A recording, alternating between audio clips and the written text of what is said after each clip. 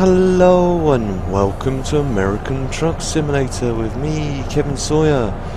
You join me here in my brand new rig here. There's the Freightliner Classic XL, I think I believe it's called. But I've got this nice livery on it, which is pretty cool, and some customs. I've not made the wheels overly bling like normal. I've just made them standard for the time being. I might bling them up before I give them to the next driver. But we filled a garage up, so today's mission is, as long as nothing else gets in the way, I'm going to try and get a new garage.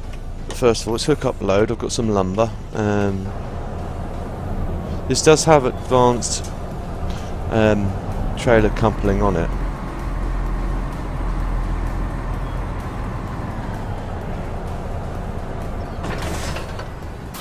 I stalled it out, didn't lift the clutch enough.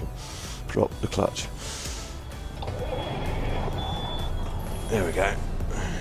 But it's attached the trailer, I should say. Hope you guys are well or enjoying the day. You're enjoying whatever you're doing today, I should say. And I'm good, if you're wondering. Thank you very much for asking. But anyway, let's show you what route we've got planned. Hopefully we're going to get done all in one episode. If not, it's going to be a two-parter. Sorry guys in advance if that is the case. But we're going from Yuma to here, Elko. So, well, that's a kind of new feature. Look, it shows you all the trailer weight specification and everything. That's pretty cool.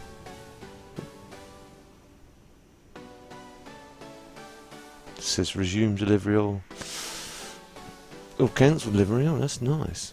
Cool. Right, okay. I've also downloaded the Western Star for you guys, and I'll have a look at that. Oh, before we set off, let's do the tug test. See if she, yeah, she passes the tug test. I'm thinking about getting an oil pressure gauge for the Simdash setup. Thanks to my a few people giving me sort of like some sort of cash and some vouchers for Amazon. I might get one. I'm not 100% sure if I will or not. They are quite a cool touch to put on here. That's for sure.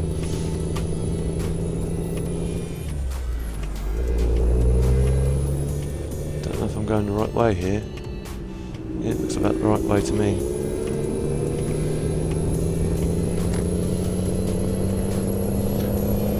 Still no news from the SKRA shifter front. I know that's going to be a while. Like I said in the previous episode, it's going to be at least 2 months on that, so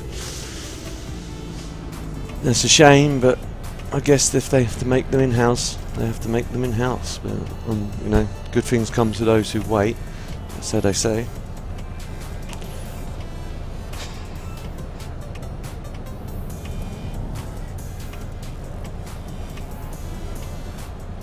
It's got a nice little rig, and this one's for Charlie. Well, if I jump in the back here quickly, turn on this light, let's see if you can see it from here. Here we go. See, this has internal lights, Charlie. See, that's exactly what I was saying. It's also got a jewel here. If anyone can remember that film, brilliant. If you can't, then it's one of Steven Spielberg's first ever films he directed. I suspect there's a lot of you probably saying, well, the book was better. Yeah, I expect it was. I never got a chance to read it.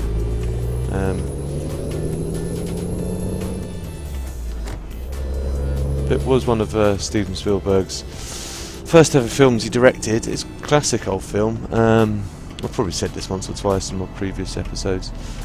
I tell you what, I'd love to have a modded truck of that Peter built, with that trailer all rusty and tired and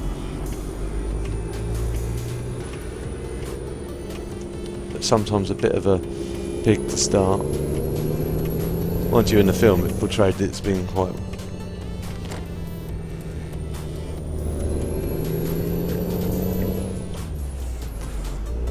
quite a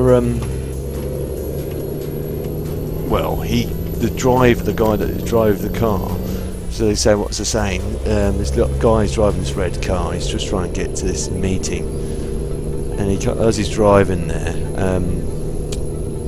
he comes up across this old knackered oil tanker towing what looks like gasoline or oil or petrol. I think it is petroleum. I think I do remember seeing it. I was trying to remember in my mind. It's been such a long time since I've seen that film. It does say flammable on the back. You guys are probably going to say in the comments down below, yeah, it was petroleum, careful. You nutter. One of those comments I can expect coming my way.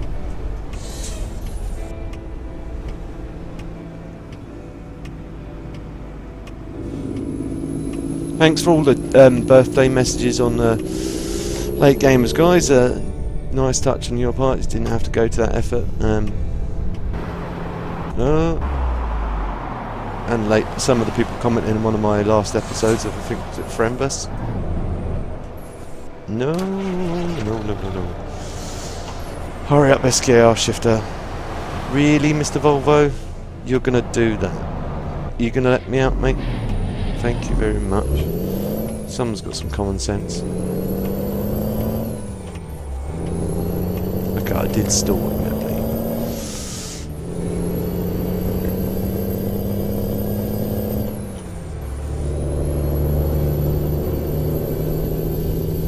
Just centre the view again. Yeah, so I don't know. I don't know whether to get that gauge. Hang on, I've sidetracked here, gone off to subject. Rewind, what was I thinking? Jewel. So he comes across this old wrecker of a truck on the road that's driving along, and he's behind it for a little while, but this thing's smoking so bad that he decides to overtake it. With that, I think he must have incurred the wrath of the driver, because for some odd reason the driver then decides to take offence to that.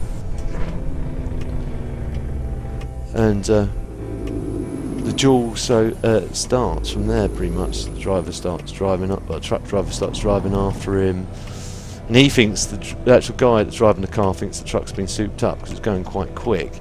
But they're deregulated out in the States, as we all know, and I've probably said this once before, or twice before, or 3 times before, however many times. So they can pretty much, they don't have the same restrictions as the British or European counterpart trucks, where they're restricted to 60. They can pretty much go.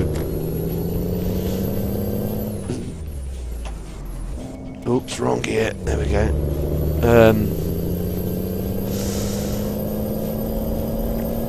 Sort of the same sort of speeds as most cars can go. They can probably go up to 90 to 100 miles an hour if they really were well-tuned rigs. They're not towing, I think. I expect when they've got a load on the back of them, there's no way they could really physically tow that. But it's a frightening thought that they can go that sort of plus 80 along the highways or whatever quite easily without no problems. But so he felt it was a souped up truck, but it was quite, the amount of the smoke that's pouring out of it, I'd say it was quite tired. It looked, try and get the gear in there, and it looked pretty tired. But that would be a cool mod. Long story short, that would be a very cool mod to have. Rusty old Peterbilt. I don't know what series it was. I think it might have been a 389, but I could be wrong. Someone would have to leave a comment. Someone's the film buff. I expect Charlie will. You go, it was this, Kev, because he's like the man that knows his trucks like the back of his hand. And I'm speeding. Nothing new there, eh? Let's set the cruise control on. Whoops, drifting. Drifting, speeding, don't mix well.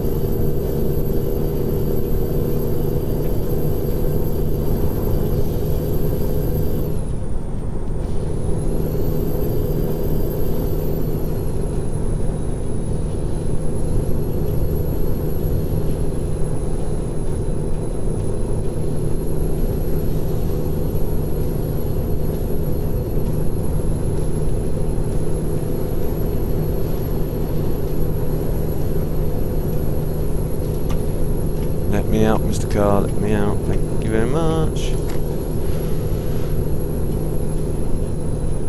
Now, I kind of got sidetracked, didn't I? And I went back to a conversation and went back to a conversation. And I can't remember what the other conversation was now. I could pause the video and go back. That would be a good idea. It'd probably jump back in my head eventually. You guys were real shouting at me. It was that, Kev. You kind of touched upon that and then went away from it. My scatty brain. I can't. This thing is the problem. I've got to discuss the idea while it's fresh in my brain.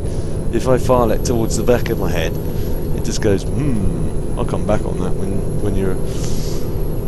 when you least expect it, and then you go, oh yeah, that's what I was thinking about.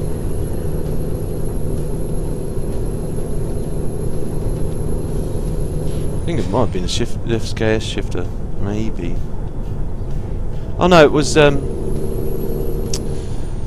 it the oil gauge? Yeah, the oil pressure gauge. What I could do, I could save the money that I've been given, put it towards track IR or the PC upgrade. I don't think many of the parts I've got in my parts lists come from Amazon, to be fair, so it'd be counterintuitive. But I've seen track IR on there. Oh, easy. I don't know, as I say, I will think about it and see how I go from there. I've definitely been looking at them all day, sort of pretty much, not all day, but excuse me, where I have had the chance to look. And there appears some cheap, quite nice ones for not bad money. That's gauges, by the way, not track IRs. But I'm just thinking the implications, because I'd have to adjust the camera again so you guys would have to see it. I don't think I could stick it on here or anything, because one, it'd be in the way. Two, it just wouldn't look right. Well, thank you very much, Mr. Buzzkill, for jumping in front of me there.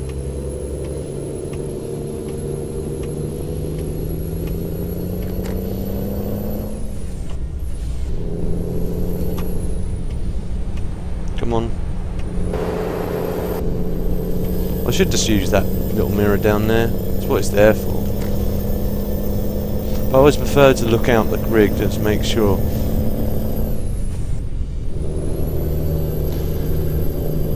Funny thing is, when going back to the looking at Simdash, because what Simdash does, where we're going for fuel, and my gauge is being temperamental, so I'll just quickly reset that now.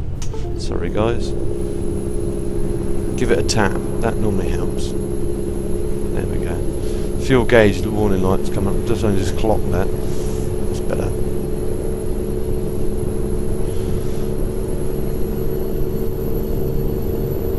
Sometimes does that. If I hop out of game, hop back in, when I'm setting everything up for recording, it sometimes tricks out and it sort of like recalibrates itself. It doesn't recalibrate itself fully, so you get little problems along those aspects.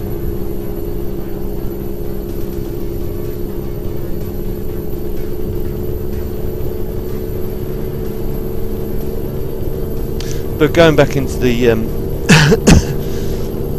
the gauge readings, basically they're not 100% realistic, because okay, it does depend on how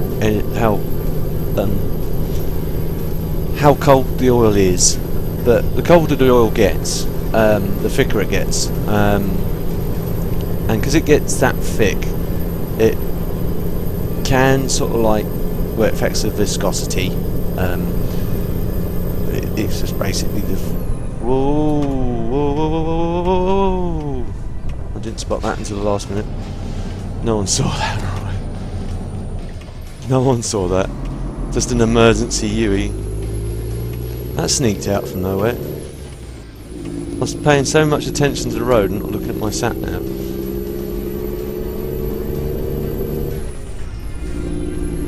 I could have just gone round. Hey ho. I'll have to keep an eye out for that now.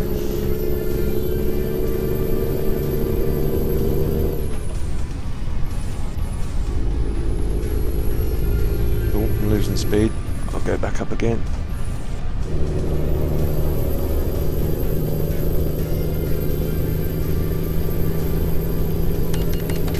Oh, really? Really, Mr. Buzzkill? Where'd you get me from?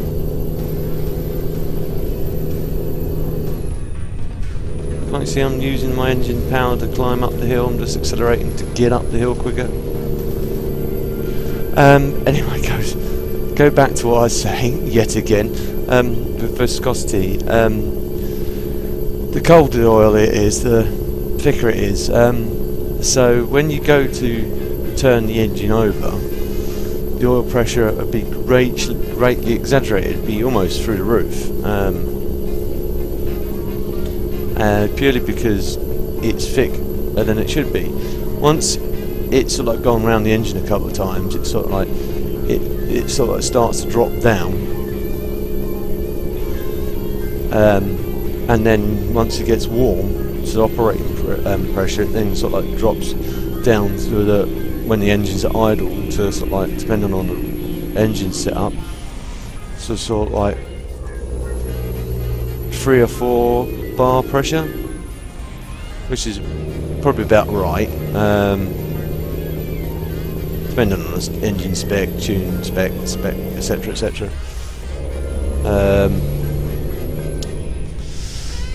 But on this, again, although looking at the data that comes through, well, easy.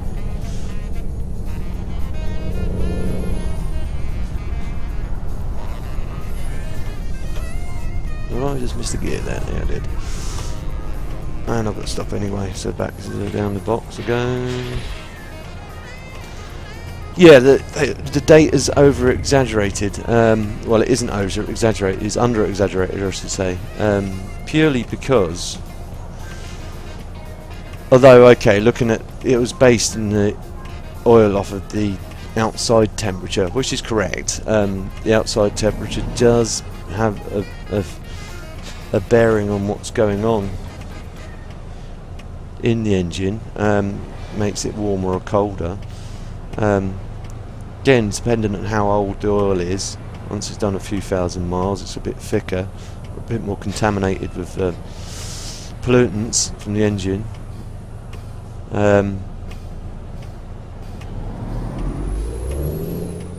Take a risk and go across. Let them wait. I know it's highly illegal, but I can't see out this. What the banksman can cheat them.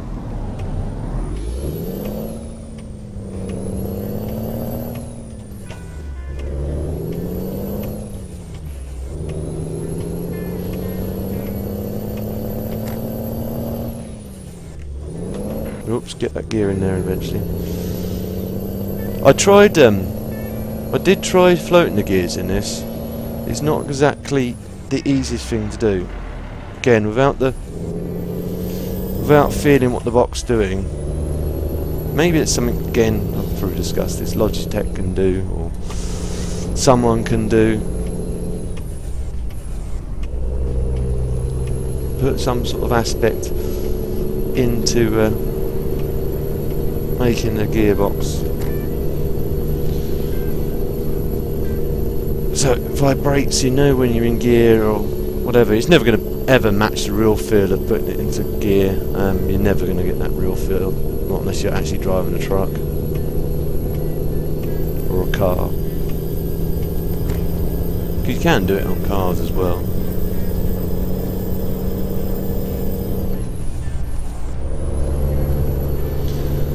But going, back to the keeps on going round in circles, doesn't it? So once the oil's nice and warm and thick, nice and warm, it thins out, you know, and it runs around like the engine like nobody's business. That's why you get the clackety the engine once you first start them up from cold. They're a bit clackety because it takes a bit while for the oil to throw up into the top of the engine, get into the cams and the valve stems and the shims and everything else. So that's why it gets a bit clackety, especially diesels. They're even worse. Got to slow down a bit. Cruise control on. I'll leave it around about that. Should be alright.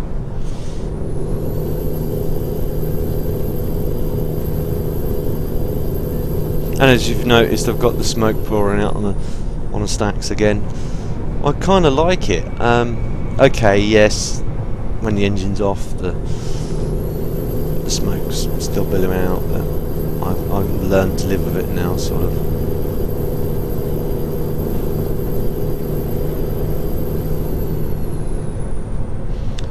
But going back to the data, when you look at the data, when you put the engine, it just literally, there's no thickness whatsoever. Okay, the oil is on a typical average temperature from reading outside. It's like reading at 21 degrees, so it would be marginally thinner if it's brand new oil. Again, I'd have to look into that and see if ETS have put anything in the mechanics for the oil side of it, or just left it plain simple data.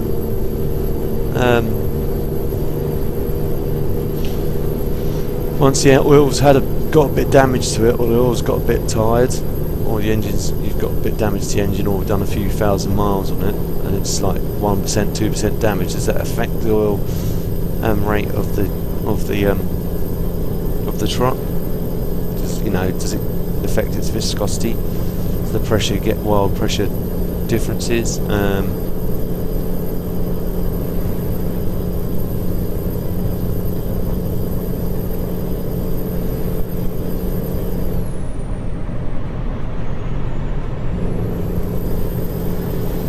But it's no pressure whatsoever, which is wrong. There should be some pressure there already there. In fact, it should actually, when you first, like I say, turn the key, it should be literally, well, depending again, temperature, it should be high. And as you throw the engine over, it turns over and warms up, it drops down, especially if you just leave it on idle. If you rev it, then you see it just goes up a bit and then it drops back down again. If you start getting what's known as a dancing needle, now you guys might be envisaging the needle just jumping out of its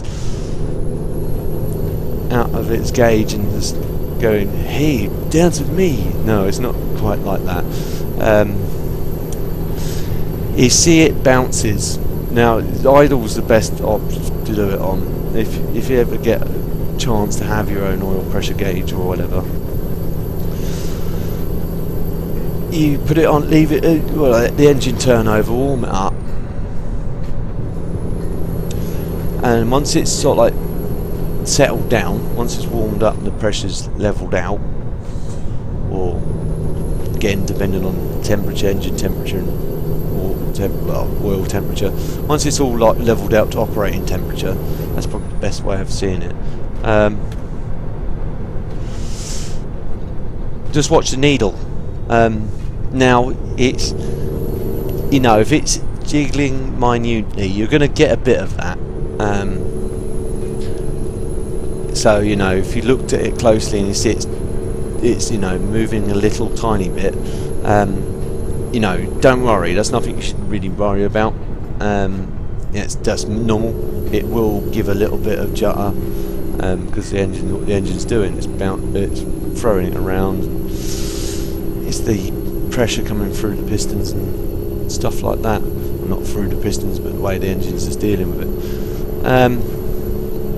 If it's dancing wildly, and I mean dancing wildly, sort of like between one point and another point on your and you'll know what I mean if you ever saw it. It'd be like jiggling up, back and forth, up and down, up and down, up and down, really really quickly, then you've got problems. You've got problems in your engines. Probably more likely to be the piston rings are probably on their last legs, or there could potentially be a valve shim seal gone, or the timing. One case scenario, timing slightly out, just enough so it's just pushing a bit of air off in through a valve when it shouldn't be, and it's pushing the air back into the engine.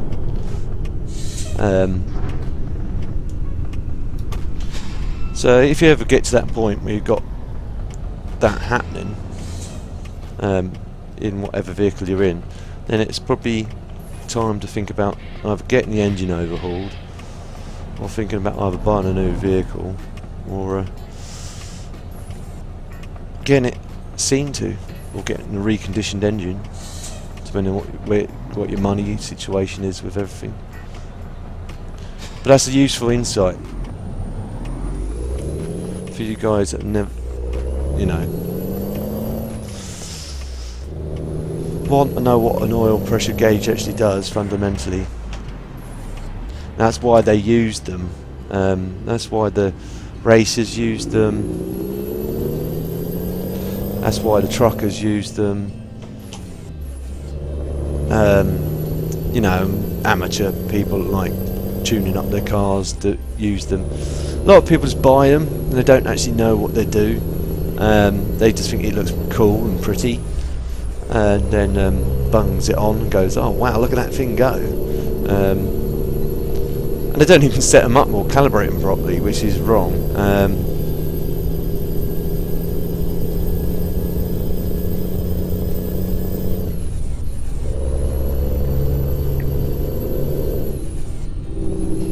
Probably a bit premature of that shift.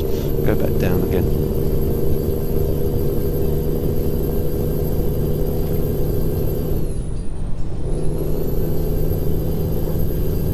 Nice. It's like getting a nice night coming in.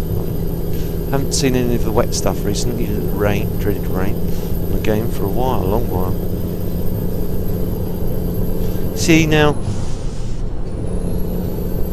I agree with Ian Robinson. I've been watching a few of his videos recently. I'm not plugging him. He didn't ask me to plug him. I've just been watching a few of his, and Mr. Moose's.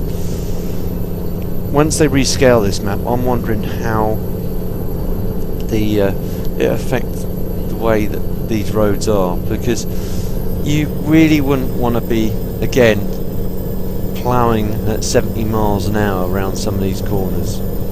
I know Charlie can get away with doing it, but realistically, in real life, you'd have the weight of the truck behind you, the weight of the rig as you're going around the corners.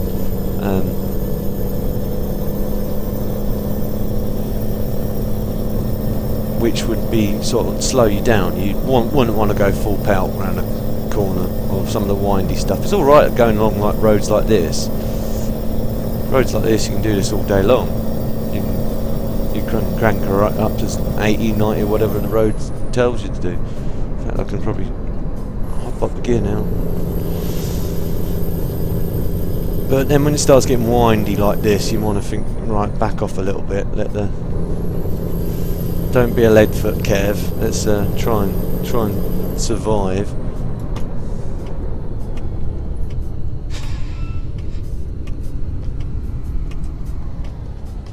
Could have used the engine brake there, I guess. And I didn't really shift down for the gears, but again, it kind of popped up. Again, the map rescaling may help in that aspect. You can probably ahead of time get a better feel for when to start shifting down. Whoops, done it again. Nothing ever new, nothing ever changes. Crazy, zany oil changes. It's all that talking of oil. Gear changes.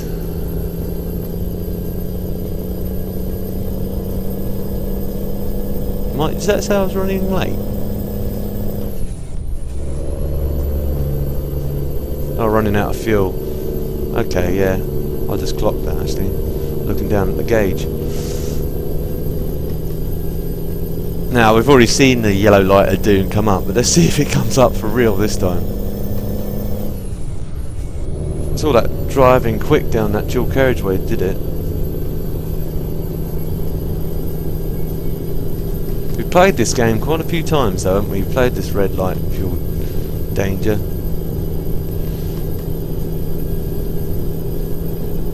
Just made that hill. I think it comes to a gas station now actually, so I hope that's on our side. Yeah, it is on our side.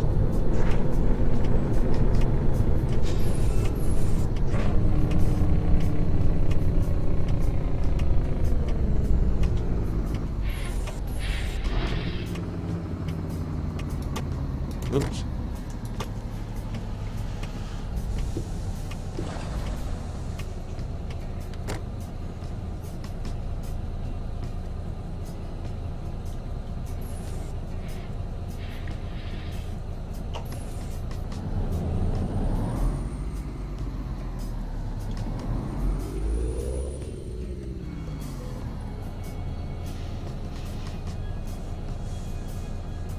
Right, shut her off.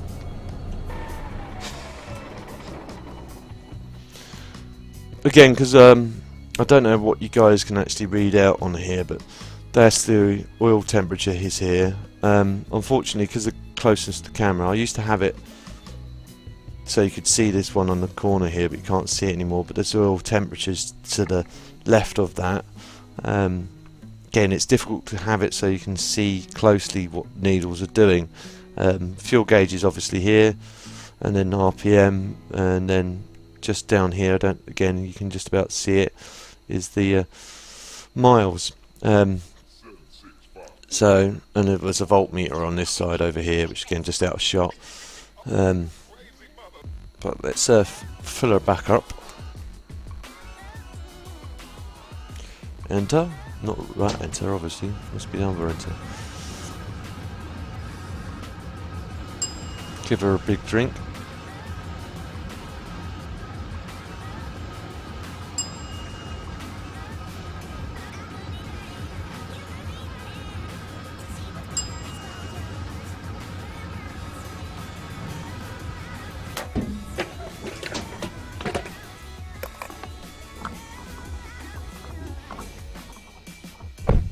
And the hope is, because I've filled my other garage up, we're going to buy another garage again. When we get there, let's see how we're doing for time. Talking to time, see how we are doing for time. We have gone over 33 minutes. So again, guys, I'm sorry. But it's probably a good time to leave the episode, just to stop it from getting a bit too long for you guys. And I'll split into a two-parter for you guys, so you can watch part 2. But I hope you guys enjoyed the episode. If you did, please don't forget to like, and if you know anyone that would also enjoy watching the episode, please, again, guys, it helps me a lot. Please don't forget to share. And if you're new to my channel, we'll see future episodes of this and anything else that I'm working on. Please don't forget to subscribe. I'll see you in the next one. TTFN.